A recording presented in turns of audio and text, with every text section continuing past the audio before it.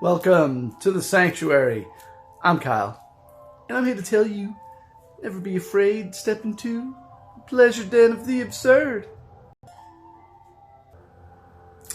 It's after Thanksgiving, November 2023, and a great tradition here in the New Jersey, New York area, as it's been for many, many years, is the showing of this film on TV. March of the Wooden Soldiers with Laurel and Hardy. But that film was originally known as Babes in Toyland.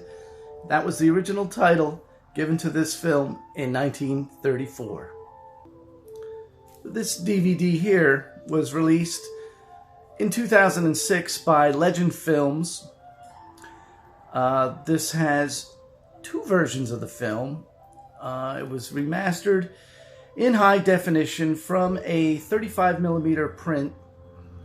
It gives you both the original black and white version and its newly colorized version. And this film, out of all the Laurel and Hardy features, was the one that Stan Laurel had wished was originally filmed in color to begin with. This film was not the first film for Stan and Ollie to be dressed outside of the bowler hats that they're familiar with. There was a couple other films, one preceding this, another operatic type film called Fra Diavolo, or The Devil's Brother. They were dressed similarly, as it takes place sometime in old England when kings reigned and all that stuff. But in this film here, March of the Wooden Soldiers, as it is now known, takes place in Toyland and features all sorts of characters familiar to kids and adults alike, such as Mother Goose and Simple Simon, the Pie Man, and Tom Tom, Little Bo Peep, the old lady that lived in a shoe. And it was very well done. Hal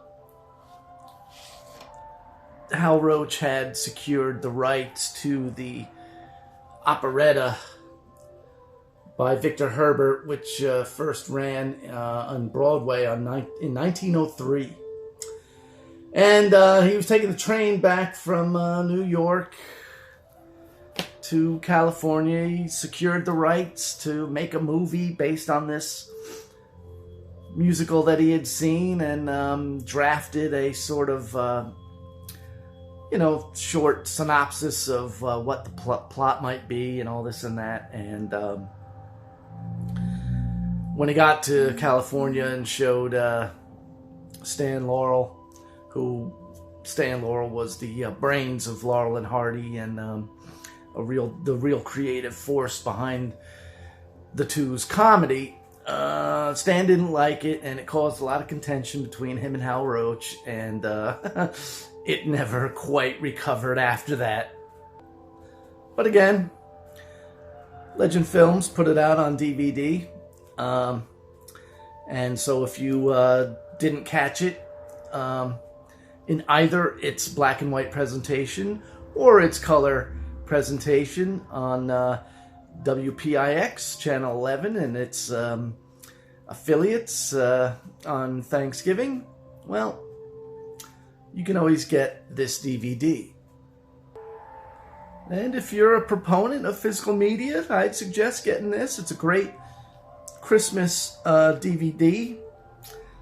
Not only do you get the two versions of the film, you get the original theatrical trailer, a Christmas trailer gallery, a Max Fleischer color cartoon of Rudolph the Red-Nosed Reindeer, Max Fleischer being famous for the original Superman cartoons.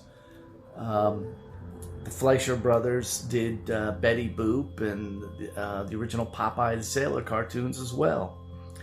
You get a rare Laurel and Hardy short film. Yes, that's right. An in-color promotional film showing the benefits of wood and all of its uses in various other products you may not think of during World War II. And it also has various short films, "Twas the Night Before Christmas," "A Merry Christmas Cartoon," classic toy commercials, vintage holiday film rarities, including Howdy Doody. So, if you see this, check it out. It's a good movie, and you got a lot of fun holiday extras. And you may be asking, well, what is this record that you're holding up? Well, it's the original soundtrack album from Mark 56 Records. This is the original album I had purchased when I was probably 7 years old, around there. I was a big fan of Laurel and Hardy then, and I'm still a big fan of Laurel and Hardy now. And what this is, unlike what you would think of soundtracks today, where, a soundtrack just features the songs from the film or the incidental music, the actual music score for the film. No, this is this is actually the complete film on a record. You get the dialogue and everything. So when they're doing their famous miming bits where they would just pantomime and not actually be telling jokes, you get that pause in the film. So yes, here it is. I just want to read you this part on the back, as written by John McCabe.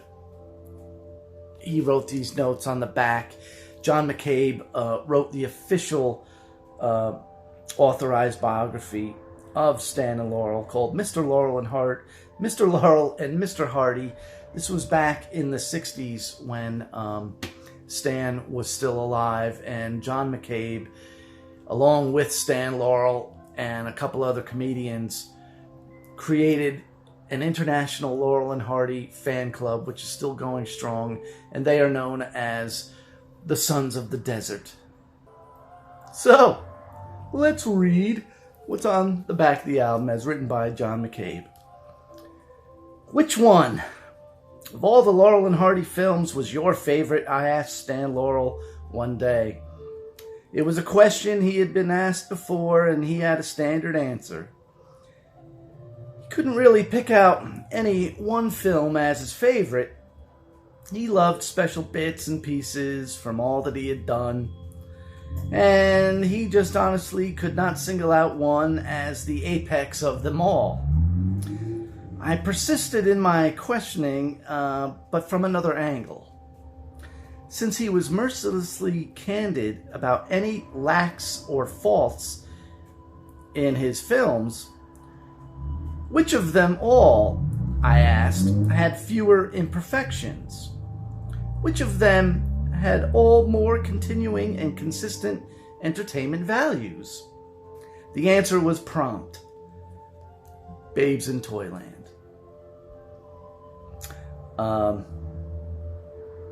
It was for him an ultimate tribute to the world of childhood, a world both Oliver Hardy and Stan Laurel loved. Stan's only regret was that the film had not been filmed in color. A quick synopsis of the film, as written by John McCabe, follows. In the film, the villainous Barnaby forces Bo Peep's loved one, Tom Tom, into exile in Bogeyland. Barnaby then tries to take over all of Toyland, but he reckons without the splendid mindlessness of Stan and Ollie, the toy maker's helpers, who, in typical confusion, mistake an order for toys. And instead of building 600 soldiers at 1 foot high, create 100 soldiers at 6 feet high. But all ends happily when the outside soldiers in the progress of their climactic march, defeat Barnaby and the Bogeyman, bringing happiness to all of Toyland.